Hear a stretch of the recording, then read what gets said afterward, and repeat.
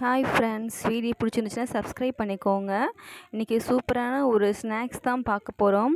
இதுக்கு கடலப்பருப்பை வந்து 2 ஹவர்ஸ் நல்லா ஊற போட்டு வச்சுருக்கேன். தண்ணிலாம் மடித்து வச்சுக்கோங்க.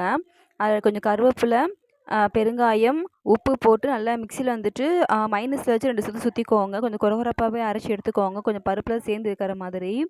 அதோடு சேர்த்து நான் பெரிய வெங்காயத்தை வந்து வெட்டி போட்டிருக்கேன். ரொம்ப குட்டி குட்டி பீஸாக இல்லாமல் கொஞ்சம் பெரிய பீஸாக வெட்டிக்கோங்க. இது வந்து 2 கிண்டிக்கோங்க. இதை வந்துட்டு நல்லா ஒரு வடை மாதிரி தட்டி எடுத்துக்கலாம். நம்ம கடையில் ஆம வடை வாங்குவோம், எல்லாம் சேம் அதே மாதிரி தான்.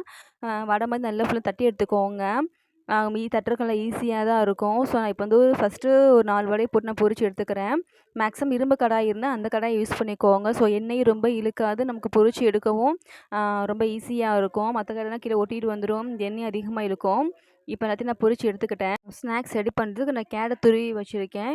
தயிரில் வந்து உப்பு போட்டு நல்லா மிக்ஸ் பண்ணி வச்சுருக்கேன். இது கொத்தமல்லி தழை, தக்காளி, வெங்காயம் தனித்தனியாக வெட்டி வச்சுருக்கேன். இப்போ வந்து ஓரலாக சும்மா 1, 2 பீஸை வந்துட்டு வடையை ஃபுல்லாமே நல்லா ஊற்று போட்டுருவோம். ரொம்ப பெரிய பெரிய பீஸாக வேணாம். ஸோ நார்மலாக கொஞ்சம் குட்டி பீஸாகவே வெட்டிக்கலாம், குழந்தைங்க சாப்பிட்றதுக்கு ஈஸியாக இருக்கும். இதில் மேலப்போ நல்லா கேட்டால் துருவி வச்சுருக்கேன், அதை தூவி வைக்கிறேன். கொஞ்சம் கொத்தமல்லி தழை எல்லாத்தையும் ஆட் பண்ணிக்கோங்க. உங்களுக்கு வேணும்னா தக்காளி ஆட் பண்ணிக்கோங்க, அப்படி வேணாம்னா நீங்கள் விட்ருங்க, அது உங்கள் இஷ்டம். ஆனால் தக்காளி போட்டிங்கன்னா கொஞ்சம் டேஸ்ட் வித்தியாசமாக இருக்கும். தக்காளி பிடிக்கும்னா நீங்கள் ஆட் பண்ணிக்கோங்க. இது எல்லாமே வந்து ஓரளவு வந்து சும்மா 2 கிளறிட்டு இது மேலாப்பில் வந்து கேர்டை வந்து அப்படியே ஃபுல்லாத்தையுமே அப்ளை பண்ணிடுங்க. கேர்டில் உப்பு போட்டு வச்சுருக்கேன். ஸோ உங்களுக்கு பார்த்துக்கிட்டு வேணும்னா உப்பு போட்டுக்கோங்க. மேலாப்ப கொஞ்சம் கேரட் தூவி விட்டுக்கலாம். சிலத்தையுமே நல்லா கிளறிக்கோங்க. இதில் எக்ஸ்ட்ரா நான் எதுவுமே ஆட் பண்ணவே இல்லை. எல்லாமே ஆஸ் யூஷுவல் வீட்டில் இருக்கிறத மட்டும்தான் ஆட் பண்ணியிருக்கேன். எக்ஸ்ட்ரா மசாலா எதுவுமே ஆட் பண்ணவே இல்லை. டேஸ்ட் பண்ணி பாருங்கள், செம்ம டேஸ்ட்டாக இருக்கும். இதுவுமே என் குழந்தைக்கு ஈவினிங் ஸ்நாக்ஸை தான் ஸ்கூல் கொண்டு போகிறதுக்கு ரெடி பண்ணியிருக்கேன்.